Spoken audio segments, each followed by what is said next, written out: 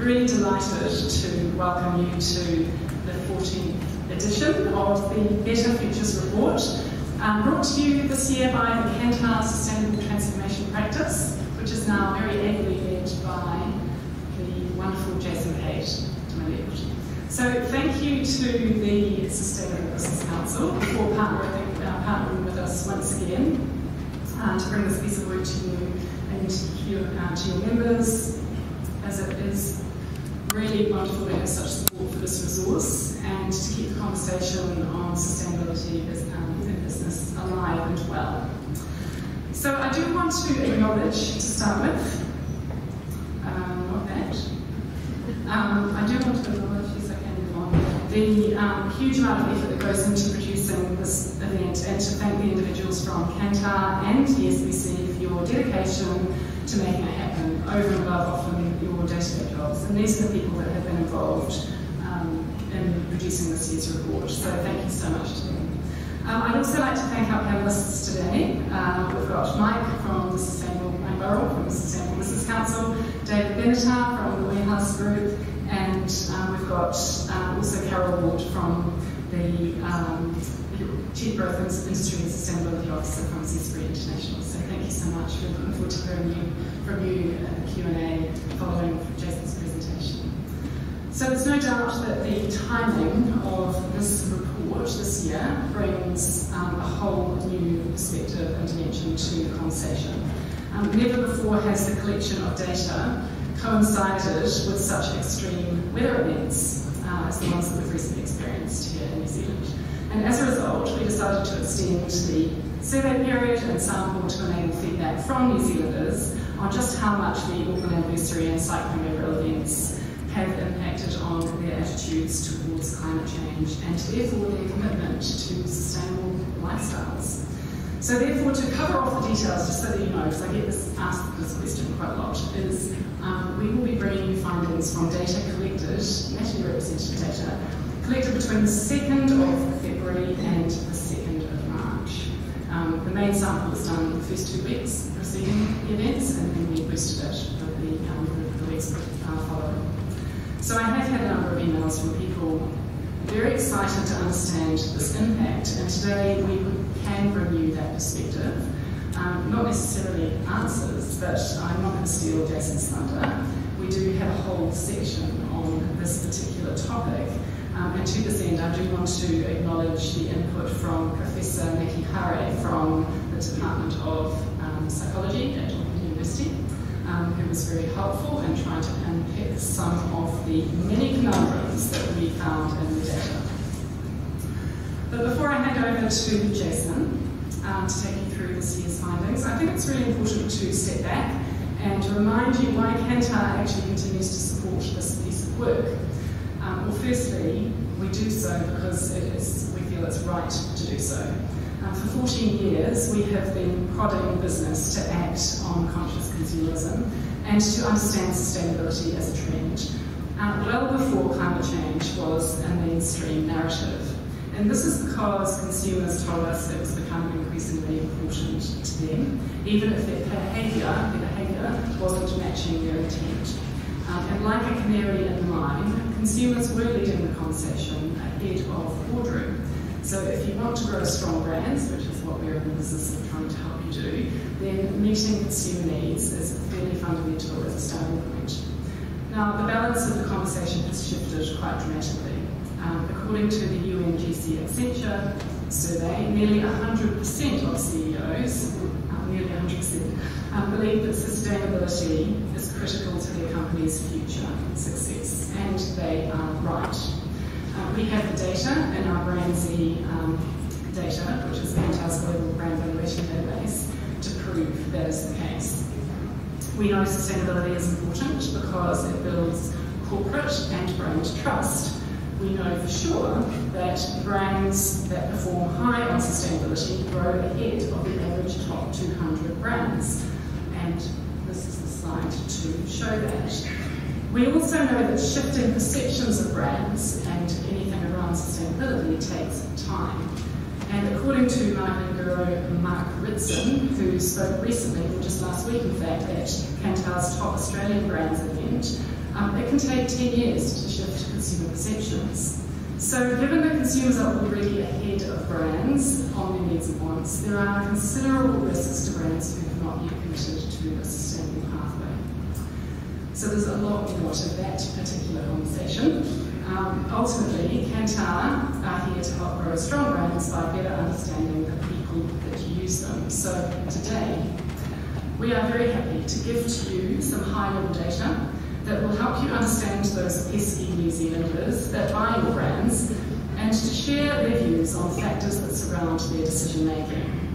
Now, if you really want to get down and dirty on things like understanding that value action that white people say but not do, then you can join a select few companies that have invested in that type of work. But today, I hand over to you the wonderful Jason Page, who's going to take you through Better Futures 2023.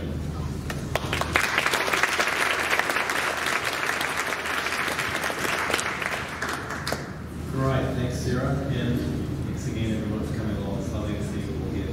Now, Sarah just mentioned the point that we've been doing this for 14 years now, and what we do every one of those years is that we come back to you and we basically tell you about everything that's been happening in the preceding 12 months with consumers and their relationship with sustainability. And what we mean here is their perceptions, their behaviours, their aspirations. And I'm sure all of you have already got a sense from just me saying that, well, actually quite a lot has already happened in the last 12 months. In fact, a lot has happened even just in the last 12 weeks. So hopefully it won't be too much of a surprise what it is that we're going to be talking to you about today. So we're going to kick off by talking to you about cost of living and the impact that's having around what we call sustainability commitment. And that's my commitment to living a sustainable and ethical lifestyle. From there, we're going to change gear a bit and we're going to get into the impacts of this summer's weather. And so they're two quite different conversations, but yet we still need to bring them together to find out actually what it means for you guys, because both of these two big changes represent quite significant changes, evolutions in the operating environment for every one of the businesses and brands in the room today. So let's jump into this first section. As I was saying, sustainability commitment and the cost of living. And the place I'd like to start with this is just by, for some of you refreshing, but for some of you informing for the first time, this idea of our segmentation of New Zealand consumers around two basic criteria, and you can see them on the bottom axis and the side axis, and they are, one, sustainable values, the degree to which my personal beliefs and aspirations are aligned with sustainable and ethical decisions, but also that my actions, and that's of course my ability to convert those values into some type of meaningful behaviour. And you can see when both of those two things come together, we have a group up the top right, which we call the eco-actives. And they're actually a really valuable group to understand because they represent in many ways, they're kind of like a bellwether to tell us where the general trajectory of sustainable aspirations and actions are in New Zealand. So therefore, it's really great for us to see that year on year, coming into 2023, we've actually seen a 5% increase in the proportion of eco-actives within the New Zealand population. So that's a really, really great result. And something else that also tells us is that, you know, very clearly people's aspirations continue to go forward. Okay? And so I'm going to come back to this point quite a lot. So it's the first time I've said it, but it won't be the last. Because when you start to look underneath the hood a little bit, you start to see a slightly more nuanced picture. Because the statements that we have here on the slide, these are the 5 questions that actually determine what segment you go into in the survey. And you can see that the top 3 are all to do with what we're calling values. They're the values dimension. So we're using words like I'm prepared to, or I feel that, or this is my social identity. So they're all about feeling and aspiration. And if you have a look at those, you can see that on the whole, they're at a higher level, but they're also growing faster year on year than the 2 statements at the bottom, which are more around, I have stopped doing things, or indeed I actively seek out things. So that's about action, right? So we start to see the split where there's greater momentum around values and aspiration than there actually is around my ability to take action. Now, another really clear indicator we see in terms of that general trajectory of people's values is when we look at a different measure again. This one's my level of concern about the impact of climate change. And we can see that we've really positively held the level of concern among New Zealanders after that, what was obviously a very significant dip caused by COVID. So again, it's that same general story that if we look over time, people's aspirations and values are continuing to move upwards. And that's very consistent, of course, with what we know from everything we've seen on a different measure. This one is what we call commitment, which is what I just mentioned before. And this is the degree to which I am committed to a sustainable lifestyle. And again, by looking over the previous 11 years, we see exactly the same story. People's aspirations continue, and they continue positively. So therefore, it must actually represent quite a meaningful change when we see a really significant drop-off of that in 2023. And here we start to see the impact of not just aspiration, but my ability to convert that aspiration into action. And that's why I was teasing out the difference between those two dimensions, because the difference there starts to become really, really important.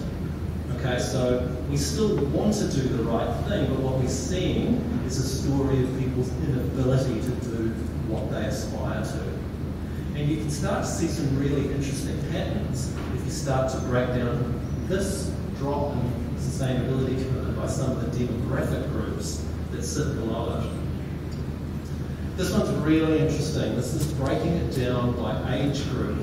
And you can see there's such a clear relationship. If I'm not working anymore, if I'm 66 plus, I don't know if everyone over the age of 66 is retired, but let's use it as a generalisation. But generally speaking, my sustainability commitment continues to grow. And that's quite representative of what I would be doing therefore if I wasn't subject to so many of the pressures that are being subjected upon those younger age groups. Everyone in the working age population has seen a year-on-year decrease in their level of commitment. And the most overt and extreme example of that you can see in the bottom are our 18 to 24-year-olds who have gone from a level of 39% last year to 18% this year. So they really have dropped off the cliff. And there's a huge amount we could go into with that, but I'm going to continue the story in a slightly different direction. So age group is a really interesting and important way of understanding that drop in commitment. But so is education. We start to see some interesting patterns around that, where the difference between those who are graduate and postgraduate qualified versus those who just went to high school starts to make a really meaningful difference in terms of my aspiration. And it's easy to look at this one and think, well, actually, this is just income in another guise. But actually, it's not quite that simple, because there are also features of graduate and postgraduate qualified New Zealanders. So they have some quite specific features that are also quite independent of income as well. So yeah, it's related, but it doesn't really tell you the whole story either. But I think the one that's probably the most telling and consequential in terms of what's going on in our understanding is this one, where we start to break out that change in sustainability commitment by one's described financial position. So we're looking at the difference here between I'm comfortable, or I am managing, or I am struggling. And it starts to show you very, very clearly that actually, if affordability of money wasn't a challenge for me, my sustainability commitment would continue to grow, because we can see that is what's happened among those who are not managing and struggling. And there's another really interesting conclusion that jumps out from this as well. It's not just the struggling who are struggling. There's three ways that one can classify themselves, and even those who are managing, which is what we can think of as reasonably comfortable, even among those groups, we've seen that same degree of really quite dramatic drop-off. So what this is showing us, you actually have to be doing pretty well in order to not be affected by the changes that are going on, and therefore having your sustainability behaviours impacted. So this is one measure. This is the measure of commitment to a sustainable lifestyle. But actually we're starting to see some similar impact across a range of quite conventional, I think, pretty standard behavioural measures which tend to indicate someone's sustainable behaviour. So I'm looking for claims and labels, or I'm making eco-conscious choices, I'm encouraging others to do the same thing, or indeed I might believe that there is a linkage between my diet and sustainability. All of those have decreased year on year. And here on this slide we start to get into even more really, I think, kind of fundamental, conventional, sustainable and ethical behaviours. Reducing my food waste, composting my food, buying locally instead of imported, following a vegetarian or plant-based diet, or even offsetting my flights. Again, all of these we're seeing significant drops year on year. So the obvious question is, right, okay, there's clearly something quite significant going on, so what is it that's driving it? And I think where that slide I showed you just a few minutes ago, when we started to look at that change in commitment, my financial position is really the one that's the most obvious. And so we look elsewhere to see what other evidence there might be of that. Actually, there's quite a lot. So when we look at what are the top 10 issues for New Zealanders in 2023, and this is from a list of 50 or so different issues, potential issues, that we've been tracking for over a decade. What we see is that these top 3 have been very consistent for a number of years. The cost of living at number 1, the protection of New Zealand children, and the level of crime. And it's also quite notable and important to see that it's the top 3 that not only are they the top 3, but they're the ones that are continuing to grow as well. So straight off the bat, you get a really clear sense that this is a key issue going on for people. And not surprisingly, the cost of living has a different impact upon you depending upon your financial position. But I think it's also really useful to contrast this slide to the following one, because what we see here is that if my financial position is relatively comfortable, then cost of living is actually not in my top 5 issues. However, there isn't a eco segment that isn't affected to at least some degree by cost of living, and I think it's a really important distinction to make, because it's quite easy to slip into what for a number of years I think was a largely true but is no longer narrative around our eco-actives being a urbane, sophisticated, progressive, educated, high-income group of people. And we're not at that point anymore, because remember, we've reached 35% of the population, so we're actually way past that niche. And so I think it's really important that undoubtedly those people, yes, they still exist. And there will be brands and businesses in this room that are meeting their needs very successfully and profitably. But I think we have to get past the belief that actually everyone who is a conscious consumer is actually able to afford everything that they want to do. Because that group is getting too large actually to be like that now. If it increases on its current trajectory, within 3 to 5 years, it will be the majority of the New Zealand population. And that changes the dynamics quite a lot. And it's not just the degree to which I think it's an issue, but it's also, we can see, an impact upon point of sale in terms of what are the issues that impact me when I'm buying something. So again, we presented respondents with a whole bunch of different statements around all of the different things that could have impacted them. We had cost of living plus probably 15 to 20 other sustainability statements. Cost of living again comes right to the top, really clearly. And when we look across those 50 or so different issues that we're tracking year on year, not the absolute highest, but the ones that have actually increased the the most year on year, again, they both relate to managing my finances. They are the state of the New Zealand economy and managing personal debt as an issue, up 13 and 9% year on year. So we're seeing a very, very consistent story in terms of what it is that's driving people's inability to act in line with their aspirations. So this is not a story around people not being interested in sustainability anymore. This is about growing interest in sustainability, but my inability to be converted into my regular behaviours. And we also see further evidence of this as well. When we look at just that, what appears to be quite a general retrenchment in terms of consumption behaviour, in terms of eating out, in terms of upcycling and purchasing second-hand goods, but not just my purchase of them, but my making it available of them to others for purchase as well. So we're seeing, a lot of evidence of just a general retrenchment as well. So hopefully you guys are getting a pretty clear theme coming along here. This really is a story about conversion. Okay, this is not a story about declining wishes to be sustainable. People's hearts and minds are moving in a clear direction, however their wallets aren't always moving in the same direction. Neither are their grocery bills, and that's why people are expressing frustration at that point. Okay, so that's point one that we wanted to talk about today.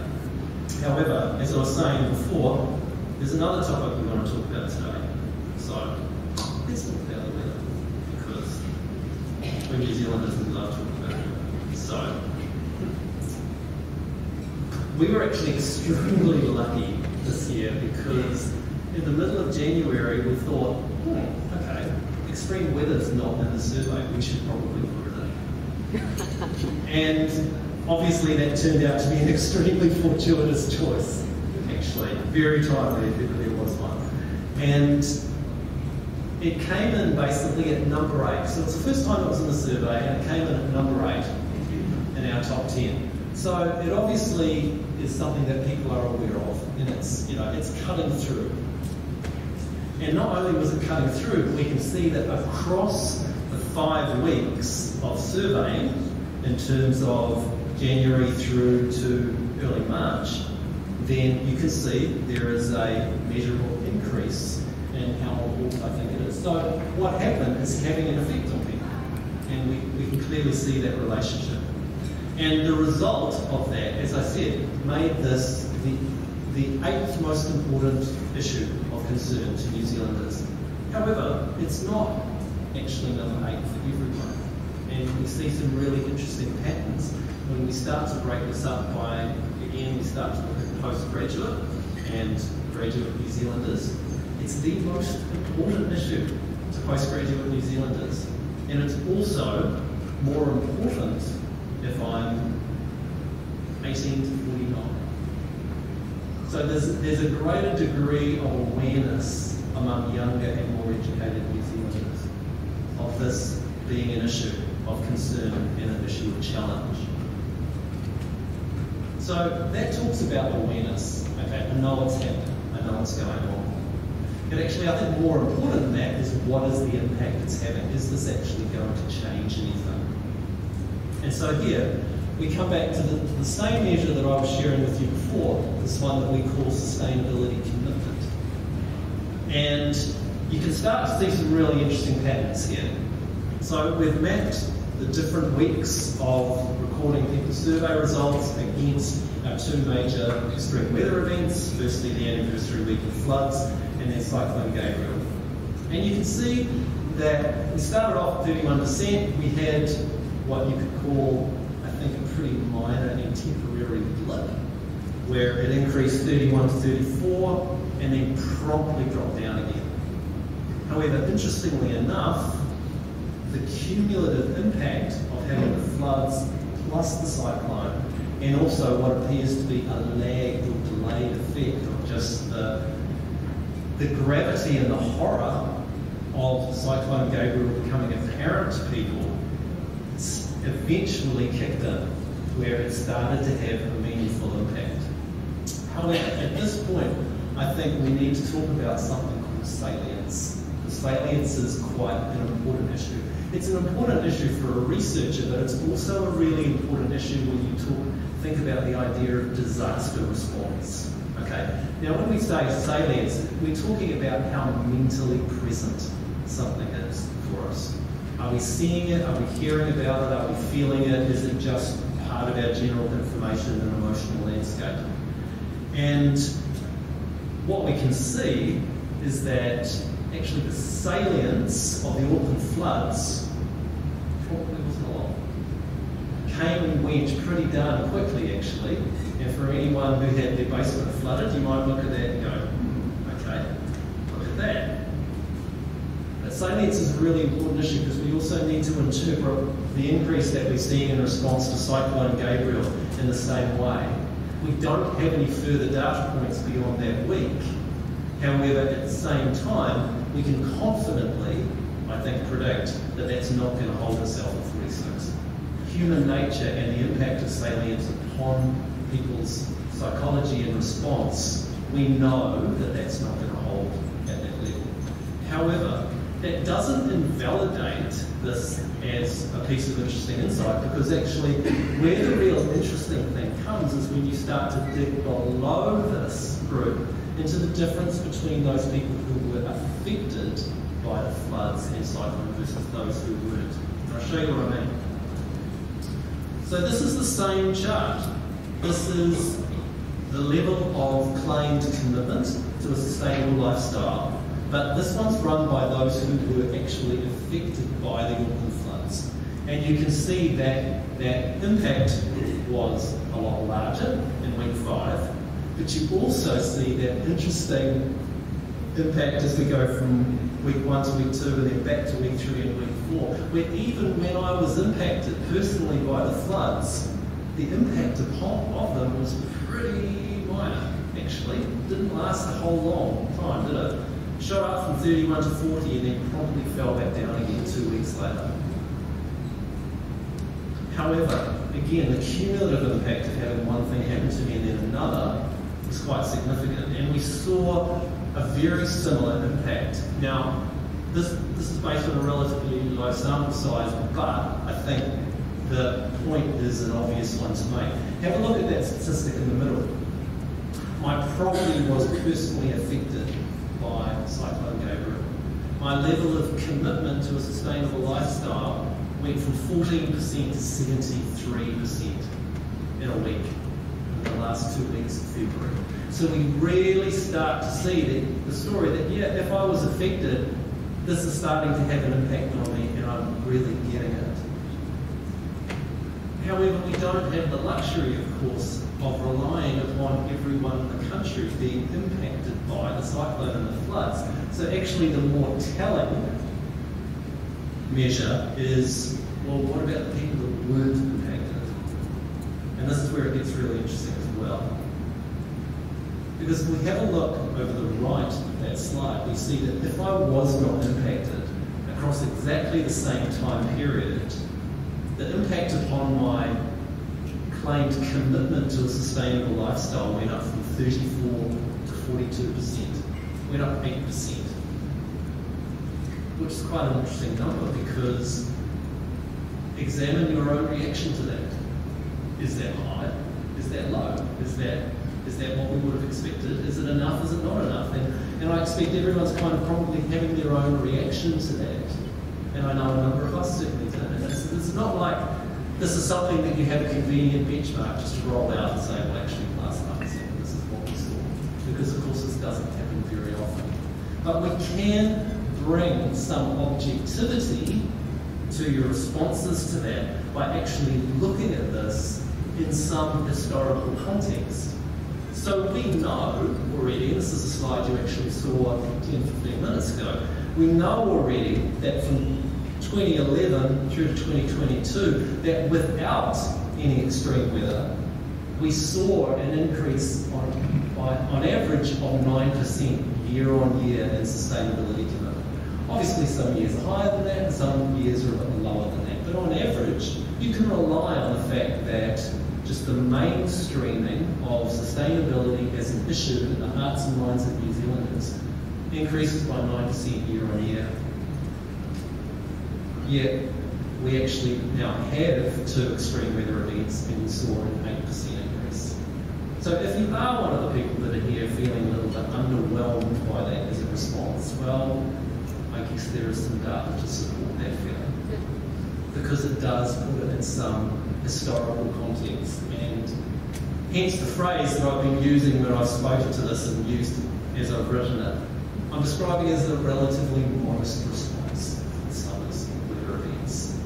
You can find your own word.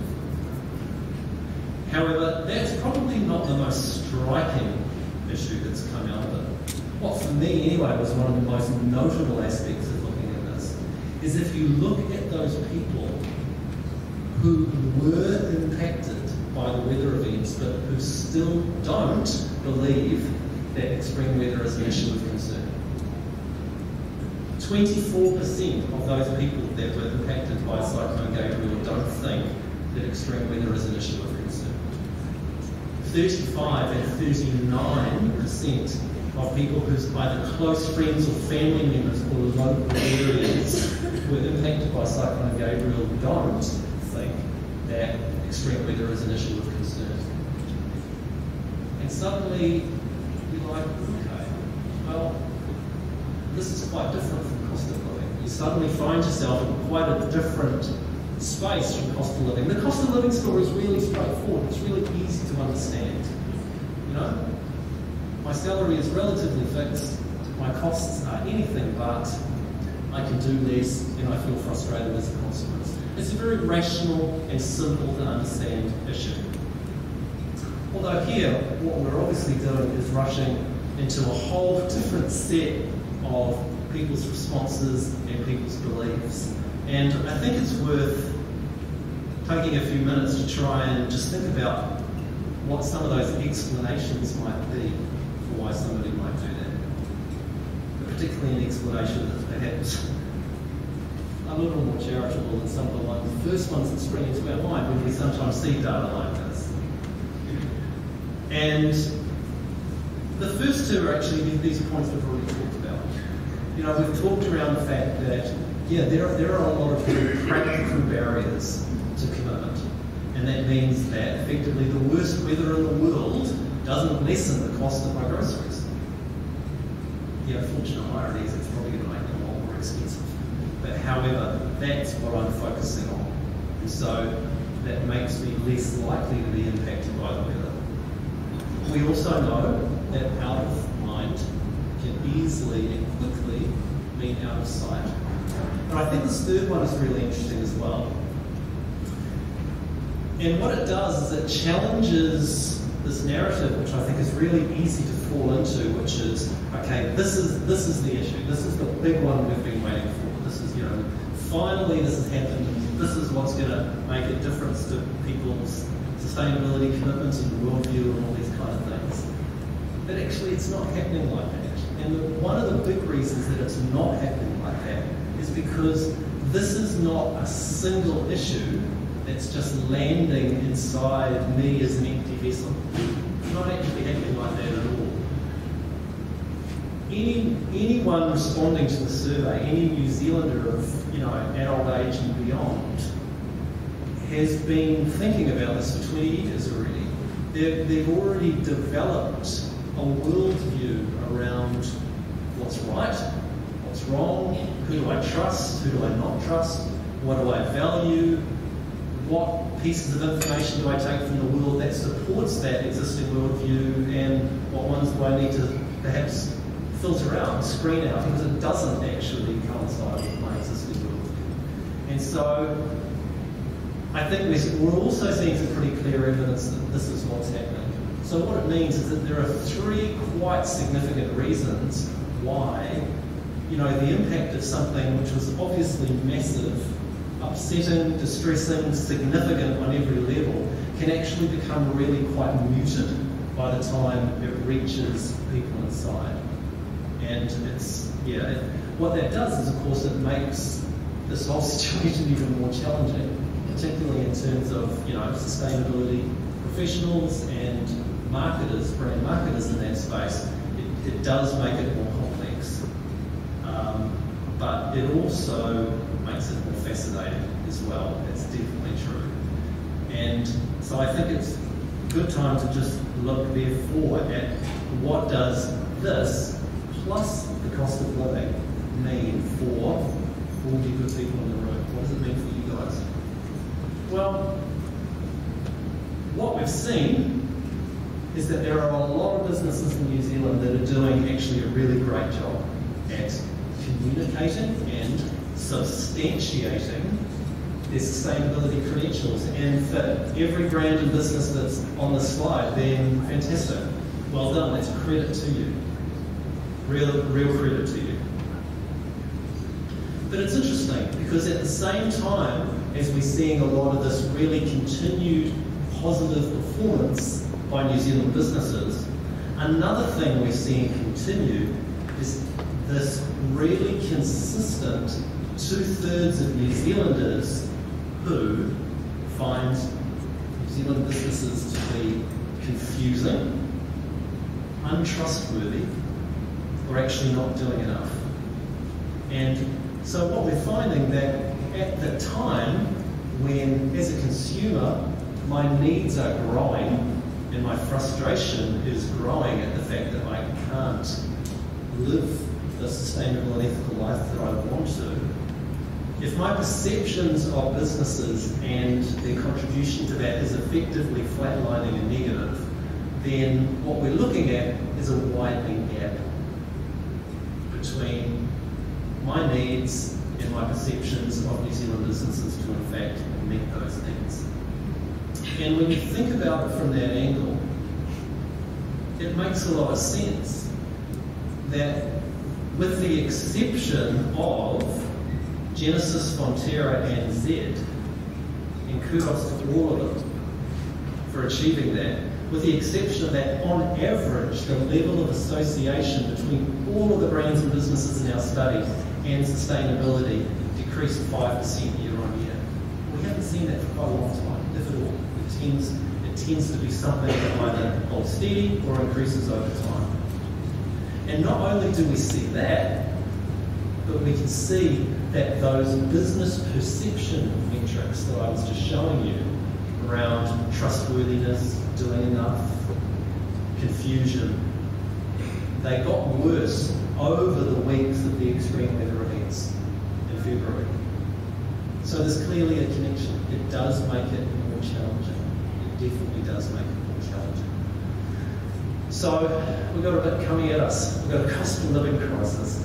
We've got extreme weather. There's a lot going on. But at the same time, I really want to bring us back to where we started, because it's so important that we don't lose sight of the fact that this is a story about, first of all, increasing sustainable aspirations. People want to aspire to and believe in living more of a sustainable and ethical life. Okay? Now I know there's been a lot of, quite negative sentiment that I've shared with you today, but don't lose sight of the fact that that is still the case. However, the challenge is that our intent is evolving faster than our ability to take action. And we know what one of the primary constraints on that is, and it's the cost of living. We've also seen some evidence of a relatively temporary impact of the extreme weather events upon commitment. And we've also seen that actually the impact among those who weren't personally affected is probably less than if we hadn't had any weather at all.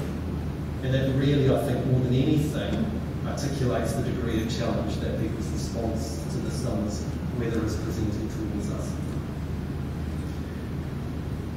And I think perhaps the issue of greatest, also surprised me personally, but I'll be interested to see what everyone else thinks about it. But the most notable issue is simply those proportion of New Zealanders who were impacted but yet still don't find sustainability to be an issue of any And what that looks like currently for businesses and brands is that most, not all, but most major businesses are less associated with sustainability, and we still have pretty consistent measures around those 2/3 of New Zealanders seeing businesses as confusing, not doing enough. So we've got some real challenges. We can't hide from those challenges, but at the same time, we can't lose sight of the overall big picture, which is still people's aspiration exists and are positive. So what I'd like to share with you just to finish off are some suggestions for next steps. What does this all mean potentially? Well, it's pretty clear to us that we need to continue to navigate that challenge of making better choices accessible to New Zealanders. Or, if we are a premium product or brand within our category, then make sure that we're pricing fairly and being transparently trustworthy around why we're pricing in that way. There's a clear call here to maintain the salience, maintain that mental presence of the events, the impacts, and the causes of the summit. Because right now,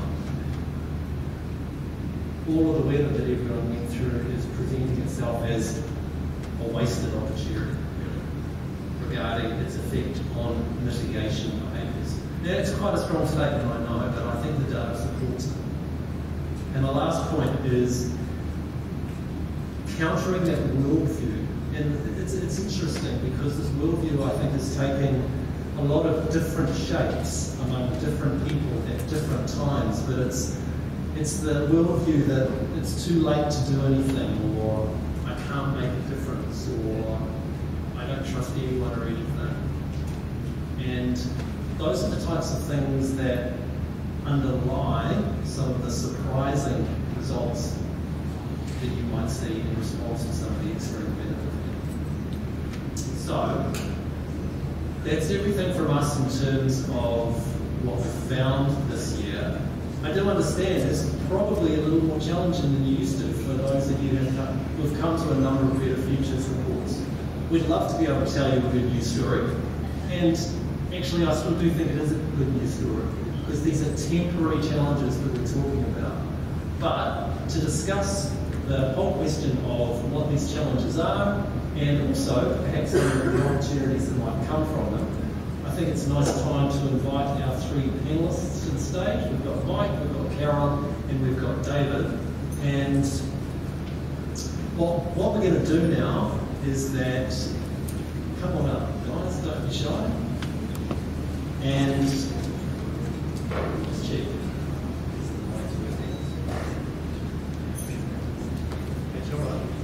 John, can we check on Mike?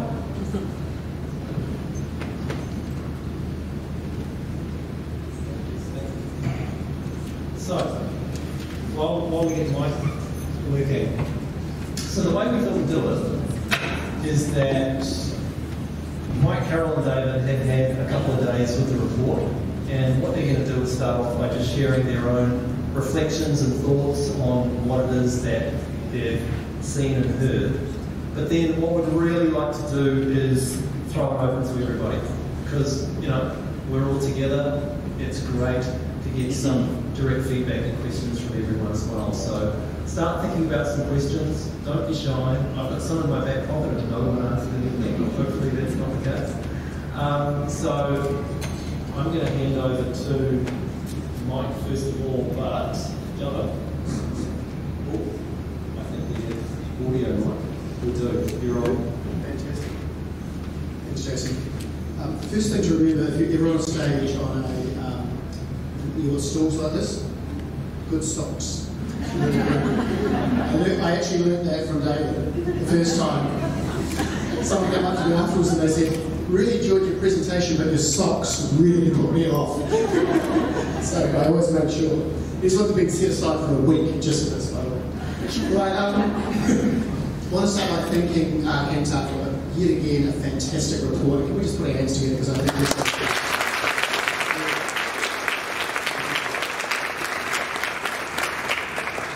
Jason and his team have outdone themselves this year, because They were doing this all through those crises. They were thinking on their feet and changing and evolving, and I think what you saw out there was really, really rich. So just a huge thank you, Jason, to you and the team. It's really amazing stuff. Look, I'm just going to make a few comments. My first would be, for a while now, we've been anticipating this second dip, haven't we? You know, we had that first dip that we saw up there, sort of M shape, which happened as a result of the global pandemic, and we were waiting for the second shoe to fall. Do you remember that term we were using back in 2021? Didn't happen in 2021. Government fueled by debt helped us all out and cushioned that. Didn't happen in 2022. We were waiting for it then. Guess what? It's hit. And just as Jason said, but it's a triple whammy, right? Because it's off the back of COVID, it's rising interest rates, and now we've of course got the Russian invasion of Ukraine also fueling these challenges as well. There's a whole lot of stuff happening at the same time. So just because we knew it was coming didn't mean that when we saw that graph that it wasn't shocking, because it really was shocking. And I'd be dishonest if I didn't say that I sort of stared at that thing for a couple of minutes when I first saw it. I thought, what does this mean? And more importantly, what the hell am I going to say when I have to talk about this thing? So I've had a little bit of time to think about that. The first thing that I thought about was Haslow's hierarchy of needs. I've written that down because I said the other day Haslow's or something like Haslow's. A long time since I've seen that word, Haslow's hierarchy of needs, and you'll all recall what that means. It means basically you've got to be able to satisfy your basic needs before you can start moving towards self-actualization. And so it's kind of not surprising when we see that data, that if you are really, really being hit hard in your own life by these things, that it is hard to think about tomorrow. You know, it's really hard to think about beyond tomorrow, which of course is what sustainability is about. That's looking ahead, right? So on one level, I think, it's important to remember that, which is that this is all about people. And if people are in pain, and if they're suffering, then understandably, they're not going to be able to be as forward-thinking as maybe they would be during other times. You have to deal with the here and the now. And I think this is a message for all of our sustainable businesses, which is, we need to focus on people and social sustainability. Because if we don't do that, actually, that's important anyway. But if we don't do that, then we also can't get to some of these longer run issues, like, for example, climate change and environmental sustainability more generally. So I think that's one piece. The second piece I feel about is, again, it's a long-term thing. Our role as sustainability leaders is to be charting a course that will last 20, 30, 50 years from now. We're looking way ahead. And as we chart that course, we think of ourselves as wonderful mariners, which we should if we look out over here. You can actually see a wonderful boat there. Then we're going to have some storms. And if you think about this, basically there is a very significant economic event about once every 12 years. It turns out to be once every 12 years. And we humans forget that. You hear a lot of BS around, this is a new economic paradigm. But generally speaking, about every 12 years, boom, something happens, right? That means if we're looking out over the next 30 years, there will be at least 2 more. So it's important that we're able to maintain our direction of travel and our momentum through these challenging times. And that's why I think as sustainability leaders, it's really important that we help others to be able to get through these challenging times so that when we pop out the other side, we haven't lost 3 or 4 years like we did back in 2008 and 9 with the global financial crisis. I'm really, really inspired by the continued growth of interest in sustainability, particularly that 35% number. That's a really critical number. That means a third of New Zealanders, even in these times, we actually put down as actives, eco-actives. That's amazing. Look at where that number was quite a long time ago. It was sitting on 20% not 2 years ago. That's a really significant number. But what you saw was you need to be relatively affluent to be able to do that, right? So again, we need to be thinking about how we help people who support people as businesses who are struggling. 2 last points. One is that thing around people only taking action when they're personally affected. There's a term in political science called the Pearl Harbor moment. The Pearl Harbor moment. Now, any of you who have read history will recall that for years, for 3 years in fact, 4 if you count 1938, Churchill was begging, literally begging, if you read his letters, the Americans to enter World War II. And they wouldn't. And he wrote in 1940, it will take a direct attack on the United States for them to enter this war. And that's exactly right. It had to become a personal threat before the US would get involved. And you see this in all sorts of areas. Unfortunately, that's true of climate. But I feel personally threatened before they will get involved. And that's what we saw, right? Those who were really threatened by it, suddenly they cared. Well, unfortunately, lots of people soon are going to get to see what personal threat looks like. Now, that's a bad thing, but it's also a good thing. It means we can motivate people to realise you need to take action because it's personal.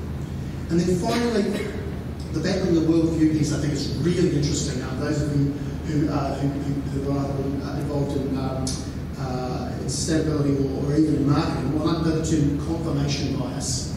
You see what you want to see. You know, get 3 people with 3 different political ideologies, show them the same newspaper, but don't show them what the mask of it is, and they will tell you which newspaper they think it is, based on their own confirmation bias. Yep. And they will tell you 3 different newspapers, even if it's exactly the same one. Right?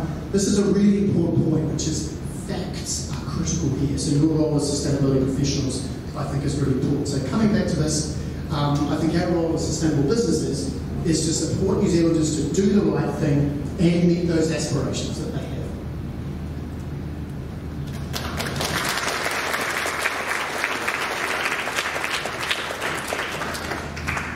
Kia ora koutou, ko Carol Ward, great to be able to be here today and talk from a ancestry and horticulture and primary sector perspective.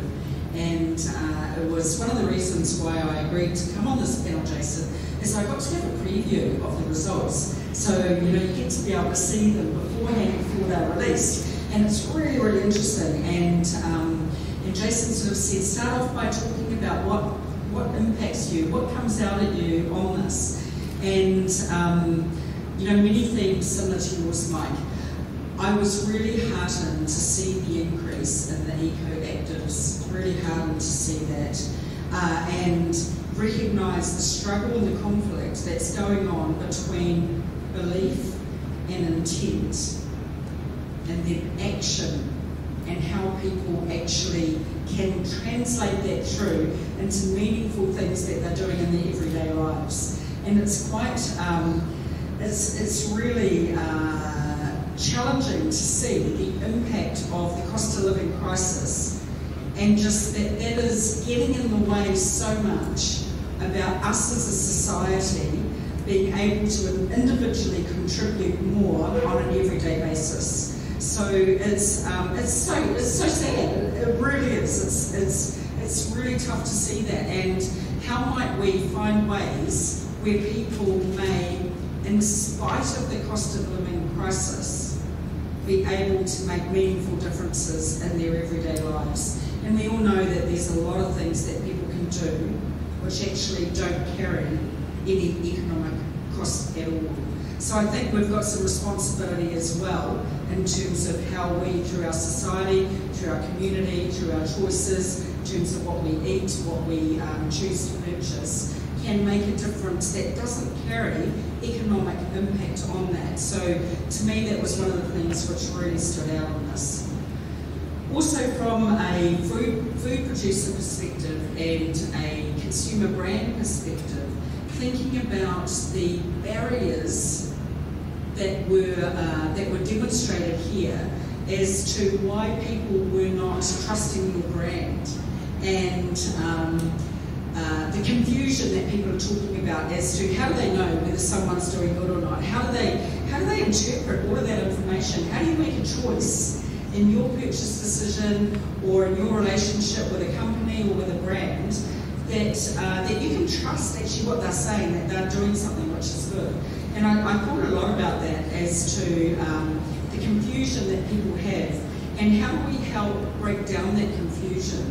And you know, with kiwi fruit, we're selling kiwi fruit in about 50 different markets, and we're selling to hundreds of different retailers. And retailers are going through the same level of confusion, and they're saying, how do I help my consumers navigate the confusion around what's good and what's not good? And we see this plethora of marks and credentials and stars and ratings and all of these different ways that we're trying to work with supporting the consumer decision as to what is a good choice and what is not a good choice. And it's really, really tough. And there's, we are seeing some consistency of standards coming through in terms of emissions accounting and reporting. And I believe that we will, through TNFD, as well, see some consistency of measures coming through in terms of biodiversity impact, deforestation, and some of those other areas which are really important. So I think that we are, as a global community, starting to say, hey, let's be transparent, but also let's be consistent, and let's help that purchase decision. And I think, you know, that confusion, that 65%, I think it was, Jason, you know, that's got to come down. We've got to work out as marketers and practitioners on ways we can reduce that confusion and help navigate that through transparent, authentic information that we're sharing that helps people make the right decision and supports those actions every day. So thank you. They were a couple of really key insights that I pulled through on that. Thank you.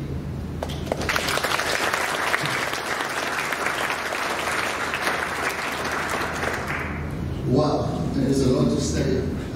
First is the mystery of the human psyche. Never ceased amazing. There is one thing that is more simple than the human psyche, is the checkout at the warehouse stores. It's a simple mathematical result we can look at every month. We can see how our customers engage with our sustainable products. Products have less packaging, certified ingredients. For example, in our apparel category, 80% of our products today have at least one sustainable attribute, whether it's because we use better cotton initiative or other reasons. In the apparel category, we reduce the number of items we sell from about 34 million to about 24 million units a year. So we are fundamentally changing our business model to help customers easily live a sustainable lifestyle. And that's our responsibility. Make it easy, convenient, and affordable. So we take advantage of our position to do just that, and we can go to our stores and experience this. And you see it in the way that people buy products, and you see it in the way that our customers bring back items to our stores. So you may know, for example, that we have recycling solutions. The number of New Zealanders who use these recycling solutions, whether e-waste or soft plastic, is going through the roof.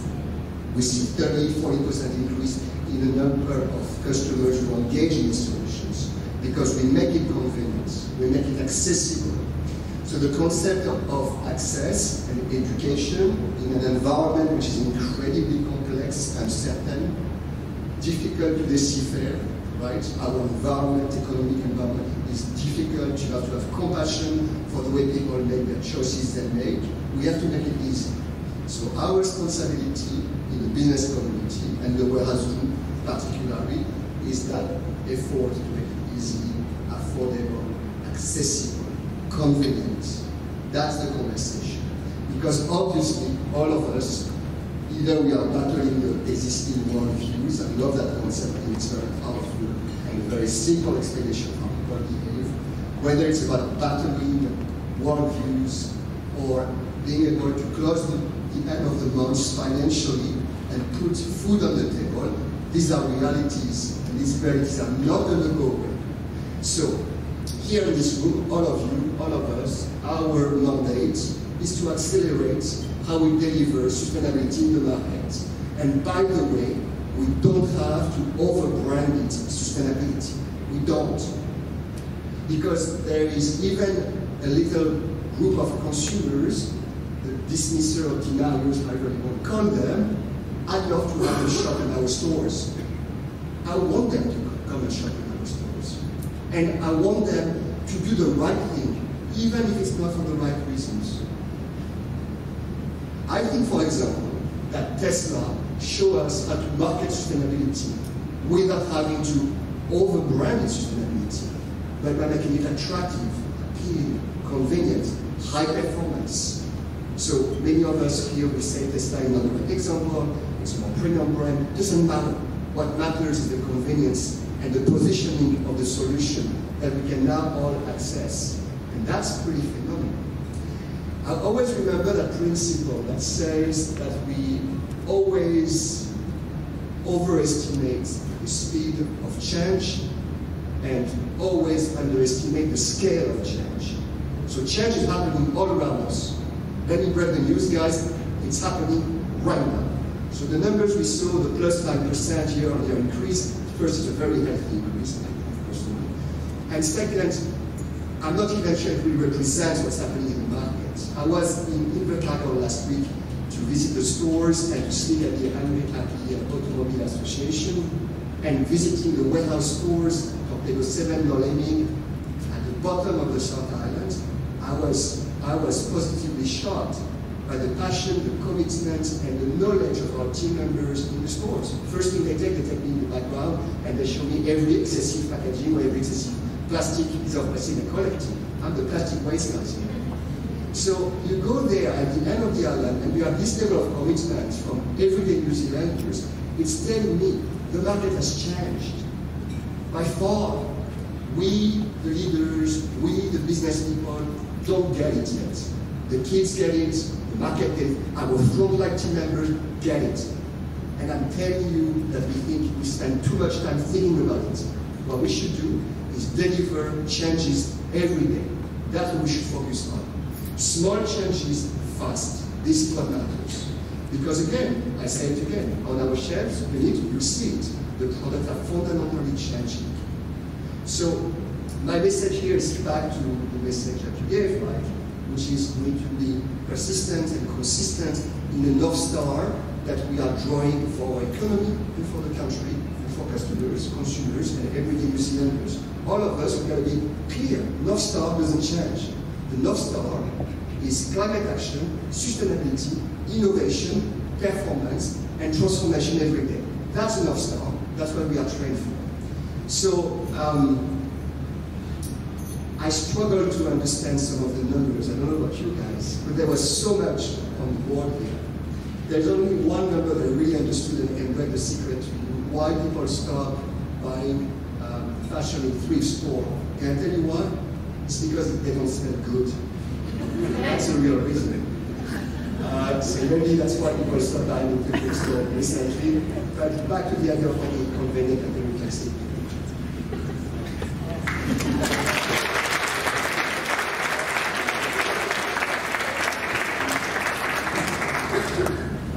Thanks everyone, that's great. Passionate and knowledgeable. Hey, let's throw it over. Guys, you've got passionate, knowledgeable, opinionated experts here to answer your every question. Anyone want to? Yeah, you mentioned the confusion that consumers feel, and I totally sympathise with that. They're trying to get the big part from recycling soft plastics in the veggie garden. But what are the top things you think consumers should really be doing that are going to make an impact? What is whoever wants to? I start. I was a shameless commercial advertising guy I am. I would tell them, go and shop at the warehouse.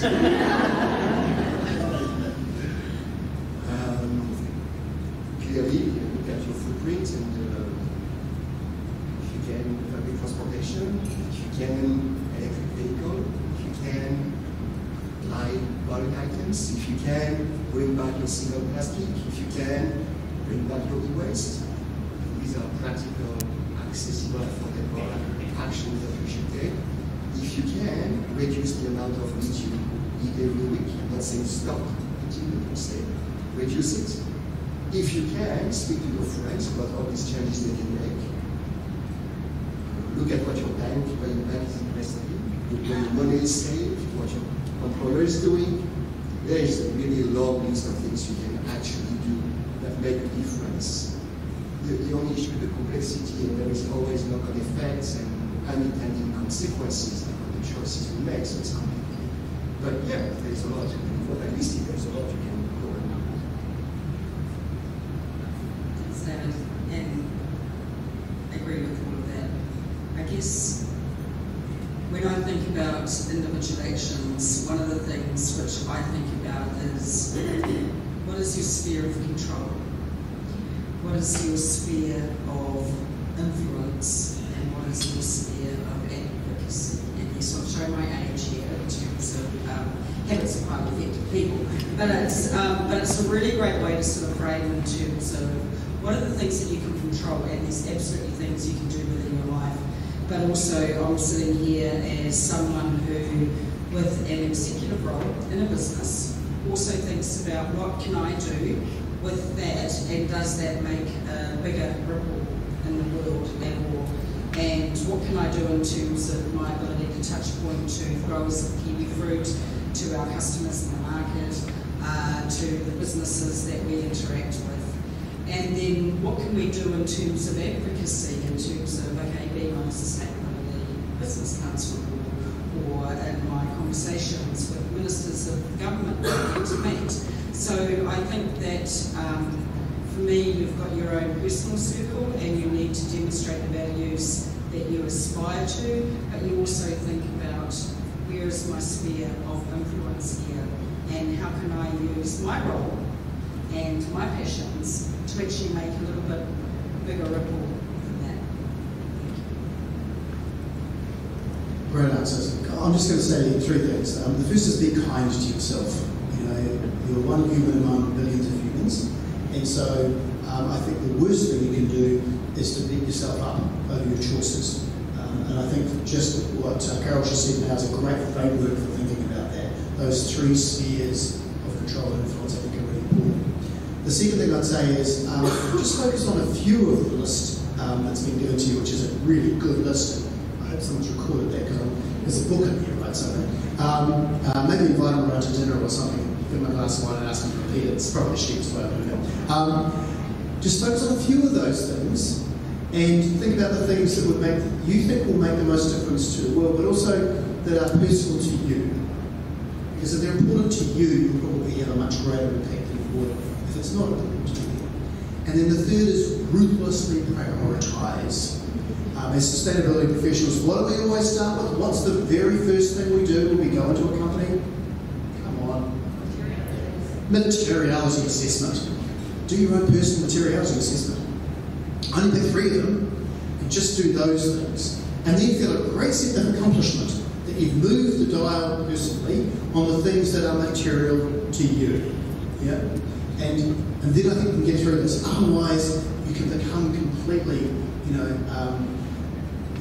trapped, because you just feel like you can't do anything as a human. And I can remember in the 80s when I also showed my age, when I was trying to be a good student, and I was a vegetarian, and I'm still a partial vegetarian, but I was a total vegetarian. And I basically would go into the supermarket, sometimes I would walk out with no food. And the reason I would walk out with no food is I would go through every single label and look at every single thing and get so depressed that I'd walk out and maybe on a good day I'd have cabbage. You know? How useful was that individual to society, do you think? I don't think he was particularly useful. I think he was getting caught up in his own self-importance and had lost perspective. He hadn't done his own materiality assessment and realised you need to focus on the things, just as my 2 learned colleagues have talked about. Thanks, guys. Great question. Thanks. Yes. Thank you. Jason, I think my question is more for you than for the panelists. But I wanted to check in with you. A lot of your discussion around the relationship with cost of living and sustainability was premised on the thinking that the more sustainable option has some sort of premium, so it's more expensive. And this is a huge challenge, you know, because then the sustainable option is a nice to have if you can afford it. So on that basis, do you or your analysts have evidence as to how real that perception is? And depending on your answer to that, given there's probably quite a few marketing people here, what advice would you give to change that rhetoric? Because it's not, I suspect, it's not as well established as what we are currently thinking as a society. So there's potential for challenge. Great question. Excellent So, is there data? Well, let me maybe split the question in half. Is there data to support not the perception that sustainable goods are more expensive, but the truth that sustainable goods are more expensive? And if I look at something that both A.T. Kenny, the management consultancy, has done globally, but also Kantar World Panel, our panel business globally, then both of them are actually not talking about perceptions, but real category premiums, where we're looking at, certainly in the supermarket, now admittedly the health and beauty category is probably an exaggerated version of it relative to other categories, but you know, you're looking at an average of about 75% premium for a sustainable SKU over the category average, sometimes as high as 200%. And to be honest, that's not a perception. So, not really surprising that people have an understanding of that. I think one of the potential mitigators of that is that, and we see this when we do sustainability studies in a range of different industries and categories, is that people take an understanding of what happens in the supermarket because it's the most regular, most frequent, high touch, high visibility thing for them, and they just apply it across everything. Everything in the supermarket, let's say, I use that word everything pejoratively, but the perception is extremely strong to the point of, I'd say, it's almost total, that the sustainable option costs more, where I think the opportunity for maybe reducing that narrative is to show that actually not everything is the same as it is in the supermarket. And if you're not in a FMCG category here, then basically what happens is that you are wearing the negative reputation that has been brought from that part of someone's life. And to that degree, then it offers you an opportunity. But to maybe just come back to the very beginning and challenge it, people have a perception because it's real. It's not just a perception, and that's my best understanding of the data on the topic, to be honest. But obviously really keen to get anyone else's thoughts on this one.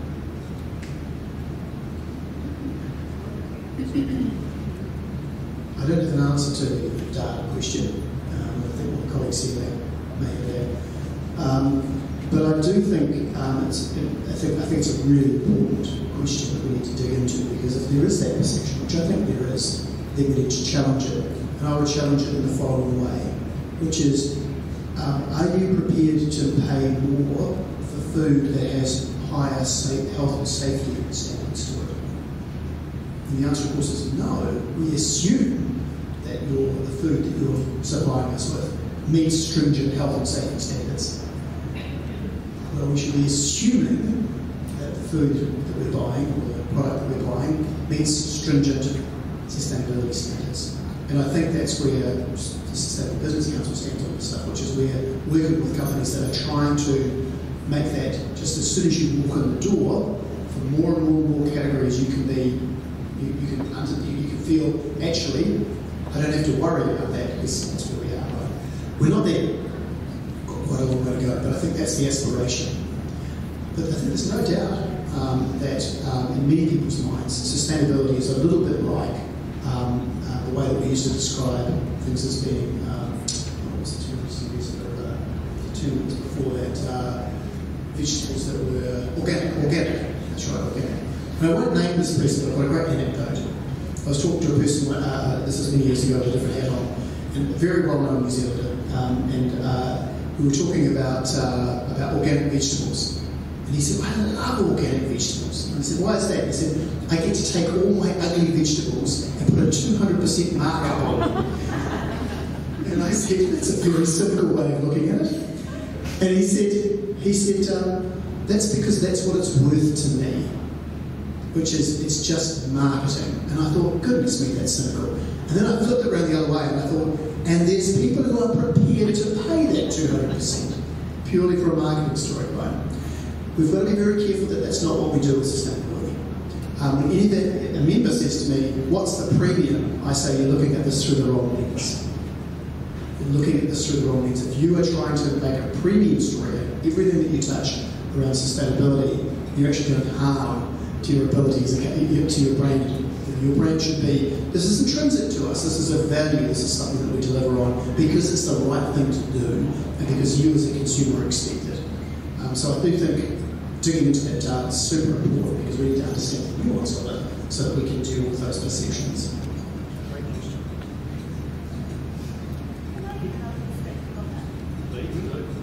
Do you want the microphone back? You could also argue that we've never really costed the true cost of growing food.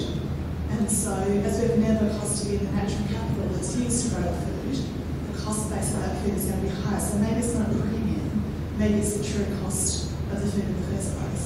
So if we're having to invest in systems on farm, for example, where we're paying our farmers and our growers around sequestration, which is adding to the cost of food or biodiversity or protecting water another way that's going to be used, the cost of that product is actually the true cost of the product now, not what we've always paid for it because we've never paid for natural capital involved in growth. And I think it's fair to say that that's the story that Kate's describing is not the one that's being told. Yeah. I think a couple of comments. Sure thing. All right, so the question of perception. The New York Times read on a piece the last 2 weeks ago that the cost of EV was coming on par with the cost of combustion engine vehicles this year. The green premium exists, it's decreasing the cost curve, and every business that understands the need to develop sustainable products and services is measuring very forensically the evolution of this green premium and the green discounts. Today, everywhere around the world, in New Zealand and others, solar and wind are more affordable than traditional energy sources. So we, as educated consumers and business leaders, are doing the work we need to do to actually bring the product to market at the right time, at the right cost. So that's the transition of our economy, the decarbonization of products and services in every sector of activity, in every country. It's happening now. The problem is we're dealing with a legacy perception that green is more expensive because, as Mike explained, organic has been historically more expensive because EVs have been historically more expensive. But in 2023, the scale and deployment of product and services, it's happening today, and the green premium really thanks to this. So I think we should just remember that and keep pushing and educating the market. It's actually happening around us. I'm Laura Kimmel. I'm from New Zealand's most rigorous eco-label, Environmental Choice. We have a massive problem with greenwashing in this country, which I think is hugely contributing to trust. Statistic that we've got here. My question is for David. 80% of your products and your stores have sustainability claims. I'm interested to know how you validate that. So thank you. Great question. Greenwashing is on everybody's mind. It's probably the most important force informing the transition to sustainable product services. We've seen the scandals in the finance sector a few months ago in Europe, and so forth and so forth. The Commerce Commission has specific guidelines on what you can say and not say. We should follow these guidelines, number one. Number two, we only make claims where we can back them up with certifications. So every claim is backed up by a certification. That's how we deal with it. It avoids any risk of greenwashing or confusion, because again, the market is confusing enough. We don't need to have confusion. We need to have simplification. The way to simplify it is if a product has an ingredient that is certified, then we communicate it. If it doesn't, we don't.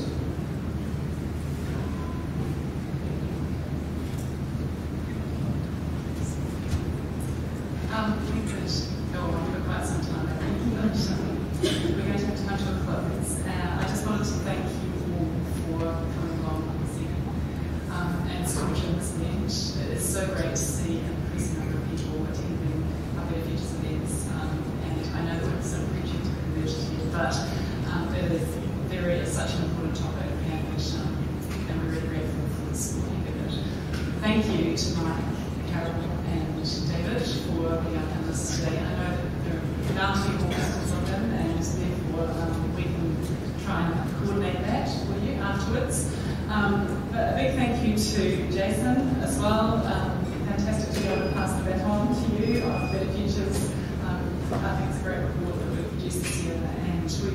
they're available on our website as of tomorrow, I think.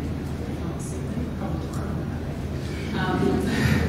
But yes, I hope you enjoyed today's session, and if you've got any questions, please feel free to send them through to the details that are not on the page. We'll make sure they're available.